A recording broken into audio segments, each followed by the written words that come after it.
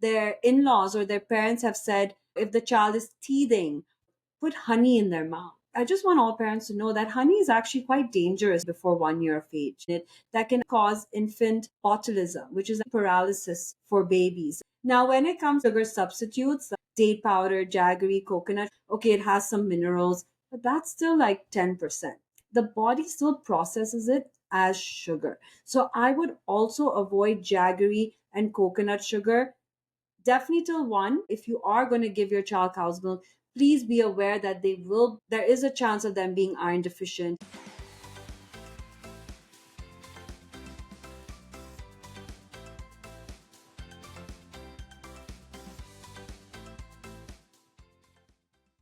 Hey everyone, welcome to the Modern Indian Parent Podcast. I'm Sanchita Daswani, a pediatric nutritionist. And I'm Rinie Gupta, a pediatric sleep consultant.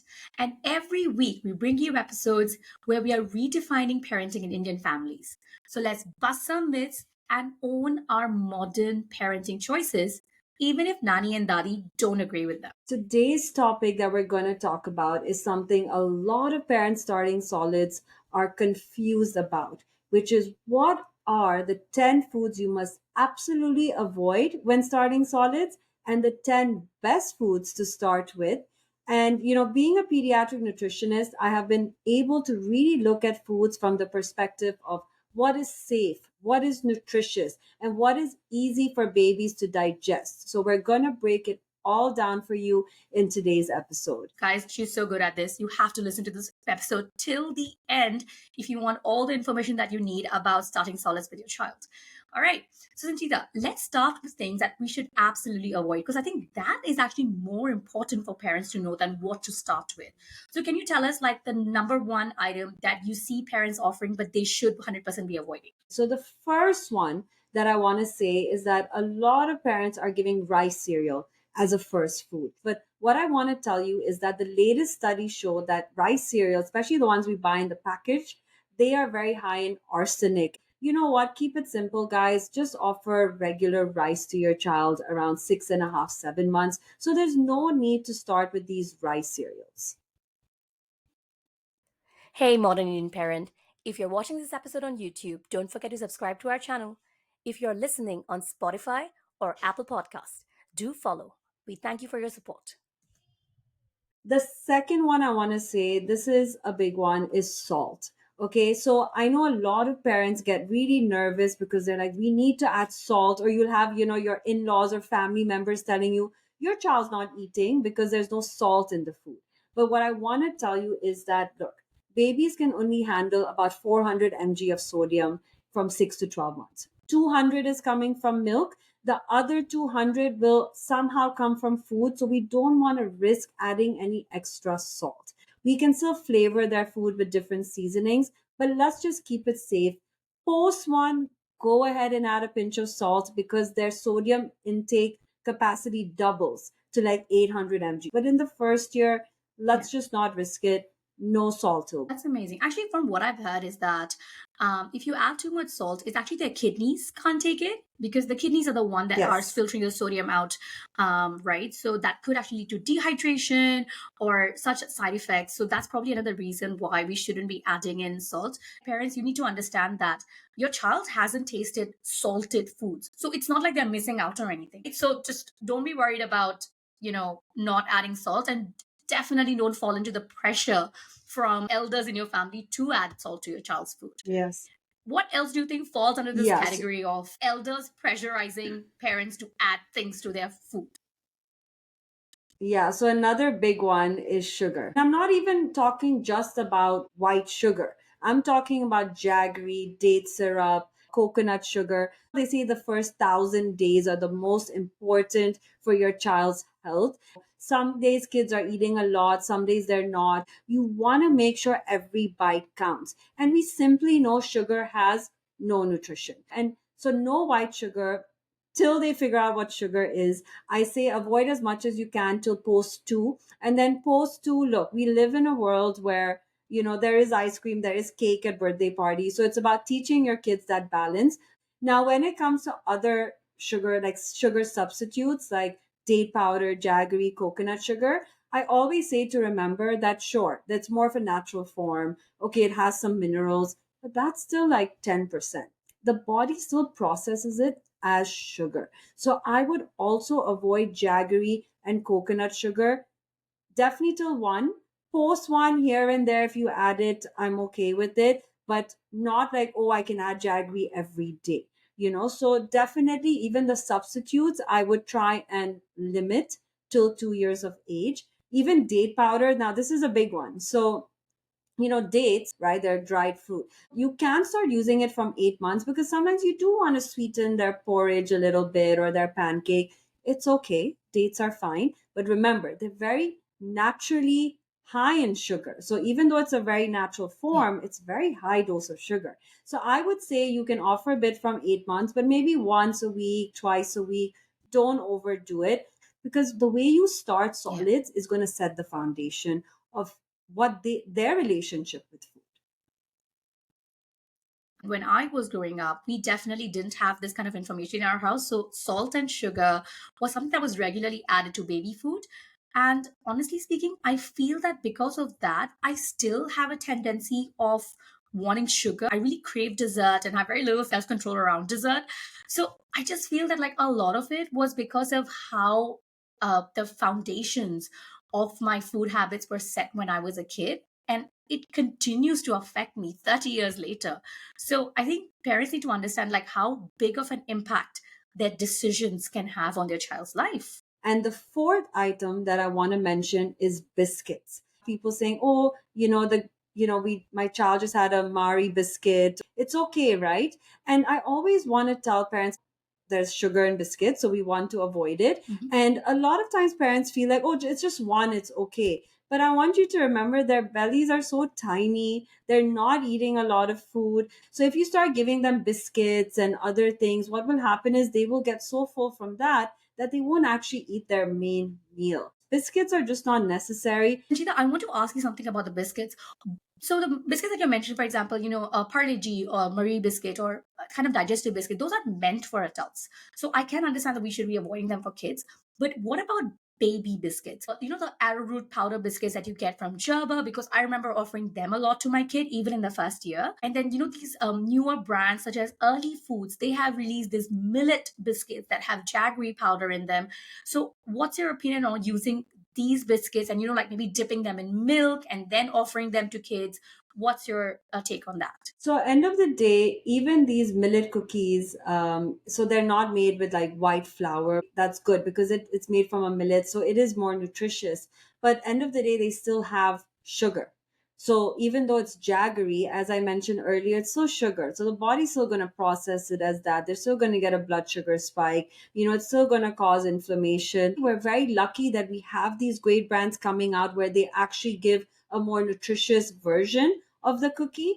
But at least till one, or as a first food, I would definitely say avoid, because end of the day there still is sugar in it. So I would not do it till post 1 year of age, closer to two. And then when you're ready for your child to have some biscuits, go ahead and go for those great brands out there that are really making that effort to make it more nutritious and not just empty calories for kids. Absolutely. Thank you for sharing that. So let's get on to the fifth one. So the fifth one again is related to sugar again, and that would be honey. So this is a big one because it's so interesting. So many parents have come to me and told me that their in-laws or their parents have said, if the child is teething or if the child is not well, put honey in their mouth, or feed them honey. And I just want all parents to know that honey is actually quite dangerous to offer a baby before 1 year of age. And the reason for that is that honey has a certain bacteria in it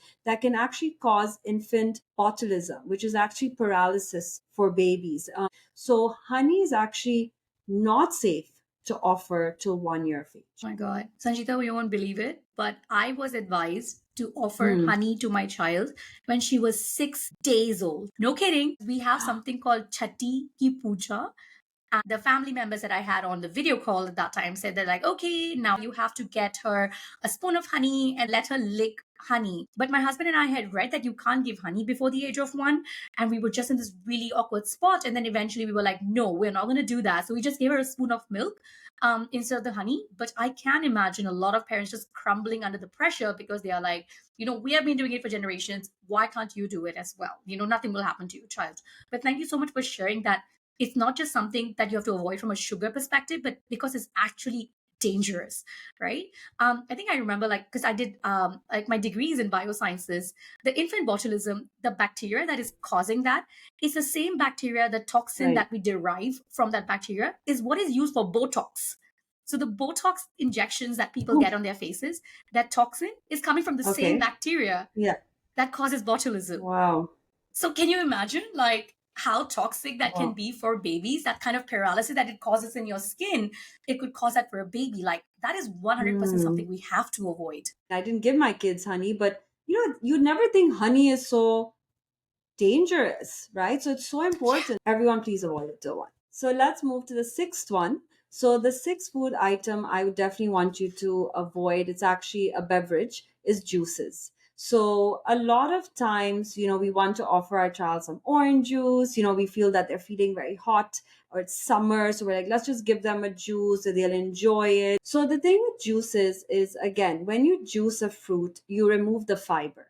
So what you're left with is Hmm. actually just the sugar. So again, it's a natural form of sugar, but the body will still treat it the same. It will spike the blood sugar levels, which will also make the kids cranky and a bit hyper. If you start giving them juices, they are going to reject the milk, and also it is going to make them reject their food because they also will feel full with juices. There's no need to offer Yeah. like an apple juice or like an orange juice. I want them to chew. I want them to get that fiber so that that can help with Yeah. digestion. And fiber is so important for our gut and everything. So there's no need for juices. Amazing. So yeah, the thing that you mentioned, that like a lot of parents want to offer juices because they're worried that their kid may get dehydrated or they might be feeling hot. On a hot day, Hmm. what would you recommend that we offer instead of juices to very young babies, 6, 7 months old babies? Yeah, so at 6 months, you can start offering sips of water. From 6 months, you offer your baby sips of water in an open cup. And from 7 months onwards, start Hmm. offering them from a straw cup in between meals during the day. You know what? I just also remember that breast milk and formula are mostly water. So, that already is giving a lot of hydration Yeah, to them. And that's it. They don't got need it. a lot of water. Understood. Understood. What's next on your list? So, number 7 on the list, we just spoke about pomegranates being a choking hazard. So, let's move to the next food items that I want you to avoid. Those are choking hazards. So, there are many different choking hazards. I'm putting them in one category. So, the first one I would say is avoid anything round because that can roll to the back of the throat and can lead to choking. So, things like cherry tomatoes, blueberries, you can offer it to your baby, but you need to modify it. You need to mash it. Second would be another choking hazard, anything hard. So please avoid crackers, popcorn, even certain fruits. Like, for example, apple is the number one choking hazard because even after you steam an apple, it Mm-hmm. doesn't get very soft. So it's better to do that Mm-hmm. much later when your child can really chew. So even like raw carrots, raw celery, raw cucumber, you can give it as a teething stick, but not as something for them to actually eat. Third choking hazard, anything slippery. So be careful with certain fruits like peach, plum that can slip from the hand. So a great tip for that is just take some ground seeds or ground rice flour and then sprinkle that on the fruit to give help babies have more Mm-hmm. stability when they're putting it in their mouth. And then the fourth thing would be anything sticky. Like, for example, peanut butter, right? It's sticky, it's a choking hazard. Mm-hmm. So any nut butters, you can modify it in the sense like if you're offering it to your baby, really mix it well into the porridge. Just make sure there's no like actual blobs of it. Yeah. So most of these you can Yeah. modify, but you have to be very aware of these choking hazards. And I would avoid it, especially as the first foods when you're starting. Amazing. That's such great information. Let's go to the eighth one. This would be one that so many Indians have started solids with, which is dal ka pani, dal water. I want to Yeah. talk about dal ka pani because when you actually think about it, does it really make sense? Because, it has no nutrition. dal in itself is smooth, it's liquidy. Why do we have to go through that extra step to just give them like water, like, that dal water? You can actually give dal directly after a week or two Hmm. of your child, getting into solids and feeling comfortable, because it is an iron rich food. It is a staple Hmm. in Indian households. So there's no need to give dal ka pani. You can give regular dal. And, I'll give you a few tips here when you're doing dal. Start with the lighter ones. Start with green moong, yellow moong, red masoor, soak it overnight in some lemon or apple cider Hmm. vinegar, cook it with hing and ginger. Don't give a full bowl of dal, mix it with some veggies. So there's no need to give dal ka pani when you can give regular dal, but just make it in a way that's easy for your baby to digest. True. True, true. I think it's just nutritionally deficient, right? There's just filling up the Yeah. stomach with the liquid without Mm. adding the protein and the iron and all the other goodness that is in the dal. The water has none of it. And let's move to the ninth one. This ninth food again is a beverage. It's actually cow's milk. I know for a lot of parents is that stigma still around formula, right? Because a lot of parents who can't Yeah. breastfeed, they just get really nervous and they're like, we don't want to give formula, so can we give cow's milk instead? But what I just want to tell Yeah. you is that cow's milk is very heavy for a baby, and cow's milk, the protein is too heavy for them to digest. Also, babies really need a lot of iron in the first year, and cow's Hmm. milk has is very low in iron, so it won't help them meet their iron needs. And it's just not something that is suitable for babies. And actually, it's interesting because the World Health Organization last month came out with an article actually stating that they actually changed their opinion. So they said cow's milk is actually okay to offer babies from 6 to 12 months. So I started getting a lot of messages saying, but oh, I thought we're supposed to avoid it. But what I want you to understand Hmm. is the context that the World Health Organization said that with, because there's a lot of places in the world that don't have formula. They don't have access or the Hmm. means to it. So the reason that the World Health Yeah. Organization has said this is to give it as a beverage. It's more for people who cannot afford the formula and don't have access to it. But they also mention that if you are going to give your child cow's milk, please be aware that there is a chance of them being iron deficient. They will have some digestive issues. So if you're listening to this and you do have access to formula, it is 100% safer. Don't think twice. It's okay to offer your child formula. Really avoid cow's milk. If you want, you can use it in cooking a little bit between 6 to 12 months, but I would say only do it once your Yeah. child has had yogurt. They've had some other dairy products and they're comfortable. Got it. Got it. So basically, you're saying if you can breastfeed, that is great. But if you're unable to breastfeed for whatever Mhm. reason, until the age of one, avoid cow's milk. Just opt for formula instead.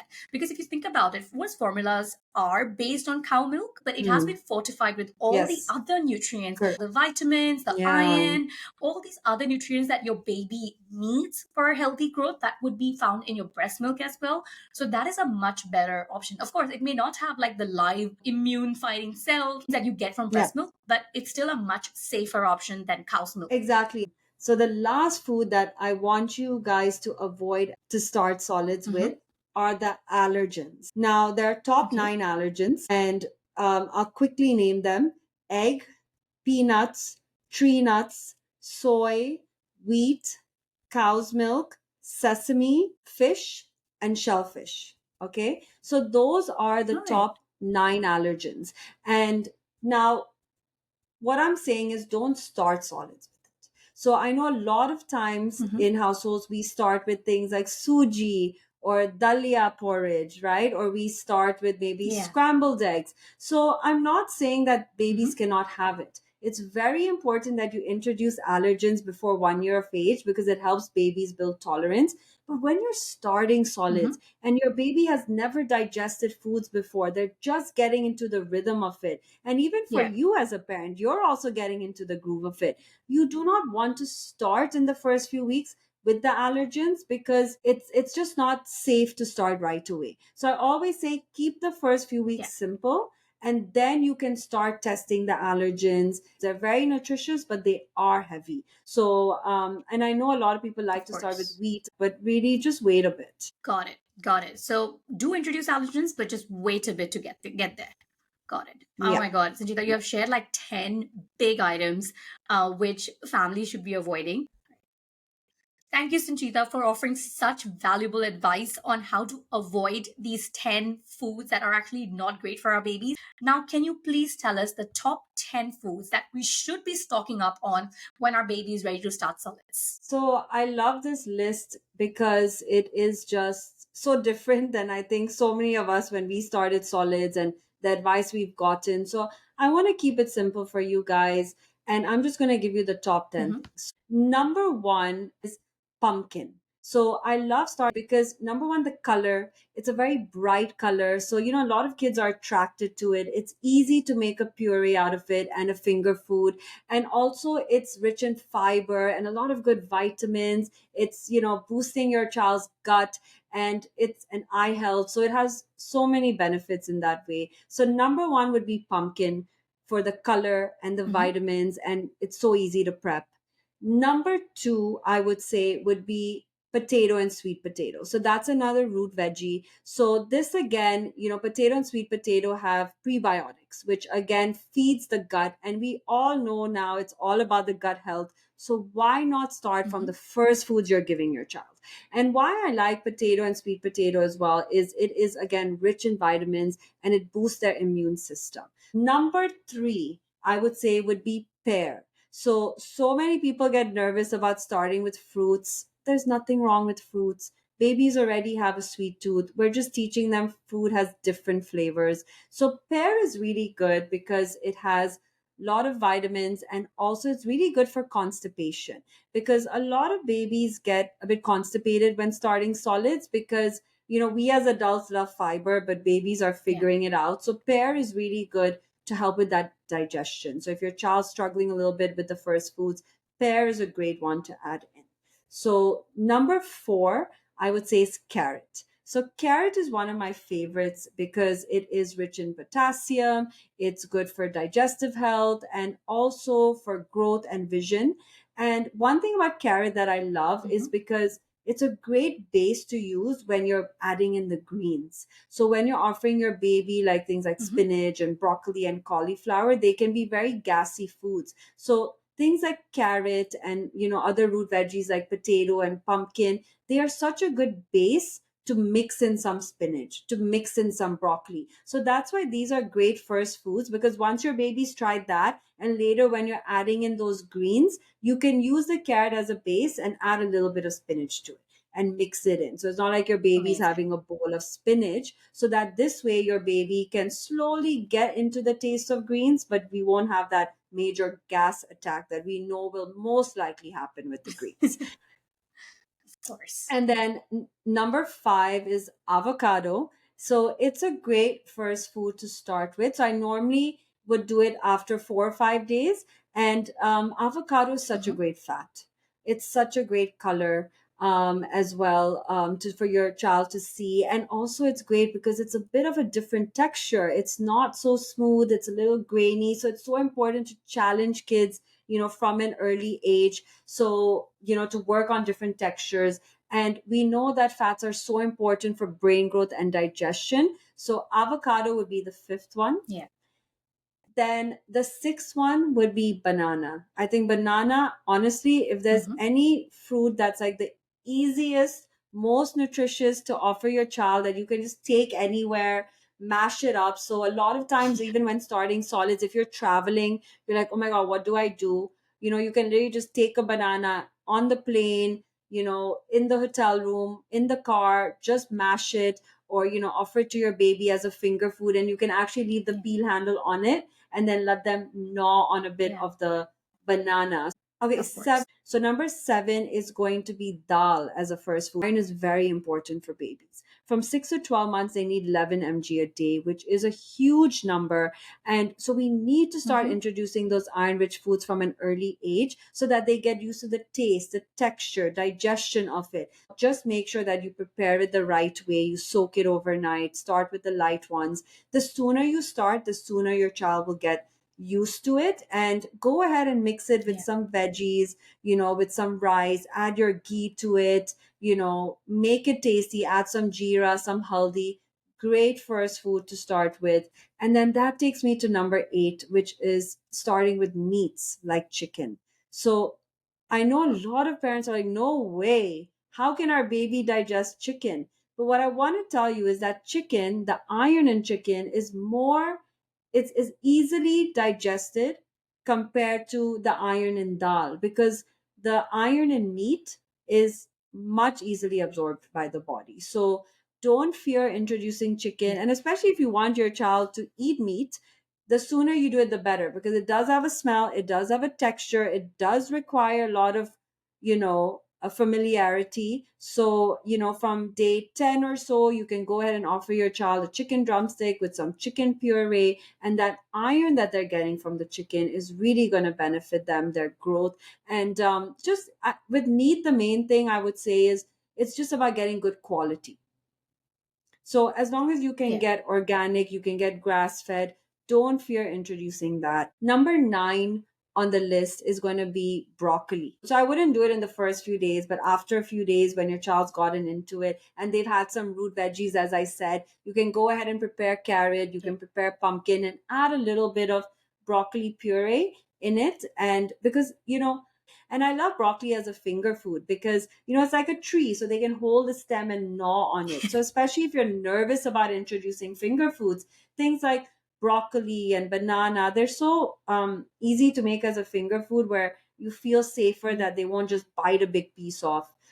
Number Mm-hmm. 10, the last one, would be seasonal fruits. So, especially if you're living in a place like India, really take advantage of this, because there's a reason that mango is in season at a certain time, that strawberries are in season during the winter, because they have vitamin C, they boost immunity, they help prevent sicknesses during these times of need. So Yeah. definitely see whatever's in season and offer those fruits, because those are the freshest, those are the most nutritious at that time, and you can enjoy it as a family as well. Oh my God, sounds amazing. I love all the list of fruits and veggies because sometimes they're just like, okay, I know I Mm. need to start with fruits and veggies, but which ones? But I have a question for you, Sanchita, and this is something that like I have noticed this trend on Instagram where everybody is suddenly obsessed with ragi. There's just ragi in Mm. everything. There's ragi porridges, there's ragi cookies, ragi pancakes, ragi. Oh my God, it's ragi in everything. And the other thing is sattu mava. I don't even know what that is, honestly. Oh yes. And we Yeah. don't get it in Singapore. So I have no Yeah. clue. I have never offered it to my kid. So Mm. can you please tell us, like, how come ragi is not in your list of top 10 foods? Right. So when I'm talking about first foods, I'm talking about the first 3 weeks. So what I want to tell you is ragi is great. Okay, it was Hanuman's favorite food, and he's so strong, and it has a lot of calcium, and it's a millet. But again, ragi is heavy. I say after 3 weeks of Yeah. doing your fruits and your veggies and some iron rich foods, after that, then you move on to your grains, and you start doing rice and poha and ragi. So I'm not saying don't offer it, but not in the beginning, because it can Yeah. really be heavy for their tummies. And sattu also is something that I don't actually ask my clients to have. And I know in India it's very popular, and a lot of brands have come up with the packaged versions. I just find it too heavy because Yeah. it's a lot of grains mixed into one. And already, even us as adults, we know too many grains we can't digest. So I try and keep it simple, and I'm like, stick to one grain a meal. Okay, great to know that. Like I was feeling this like massive FOMO, even though my kid is 3 years old now. I'm like, Yeah. I didn't give her any sattu when she was a kid. Did I make a mistake there? But I mean, Yeah. thank you so much for giving us that assurance that it's okay if Even you're not for offering these foods. Yeah, like even for me, I felt so bad with ragi, because especially for us, like if you're not in India, it's like I didn't grow up eating ragi or any of these Yeah. millets, and now they're all over the place. So I was feeling so much pressure. For me, the easiest thing was to make pancakes out of the ragi, which is quite easy. Mm-hmm. And then I would just get like the ragi cookies from like Early Foods or so, or even Whip Up Magic. And then I found these dosa mixes Yeah. which had the millet. So you can do that later. So don't worry about it, parents. Later on, start introducing it slowly and maybe just choose 1 or 2 millets and try it in a pancake or cookie form or in a dosa form. And the last question that I have for you is that I love that list of 10 foods, but sometimes we can be a bit more confused about the preparation of it. Let's say whether it's carrot, sweet potato, pumpkin, all of these great foods that you mentioned. Should we steam it and puree it? Or do we steam it and cut it into like finger sized pieces to offer as finger foods? Which one would you recommend? So I actually recommend doing both at the same time. So if you're offering your child pumpkin as a first food, I would actually cut it into strips, steam it, take a few pieces out for your finger food, and the rest of it you blend into a puree. Because I like to do a bit of a combination approach, especially for us Indian parents. Like Mhm. just doing strict baby led weaning where the finger food is there, it will make us nervous. But at least with the puree, babies are more willing to take that spoon and put it in their mouth. So I like doing both so that they can try it. But at the same time, they can also look at, oh, this is what a broccoli looks like. This is what carrot looks like. And they can practice holding it, gnawing on it, and watching you eat as well. So I like to do both. So don't feel that pressure that, oh, first foods, I have to do finger foods only. It's okay to do both puree Yeah. and. Oh my God. Thank you so much for clarifying this. I hope that everyone found this episode helpful with, the foods you must start with and the foods you should avoid. And of course, if you need more help in terms of recipes and how to prepare it, like we were discussing, if you want more details, I have an online course, I have one-on-one consultations, and I also have just a meal plan, which just has everything written out for you. So you can actually enjoy the whole process of meal times and know that you're giving the best to your child. We'll link the details below for you to find. That sounds amazing. So, thank you so much, parents, for joining us today. I hope after listening to all of this information, you have a great weaning journey for your child to get them started on solids. And let's see, catch you in the next episode. Okay.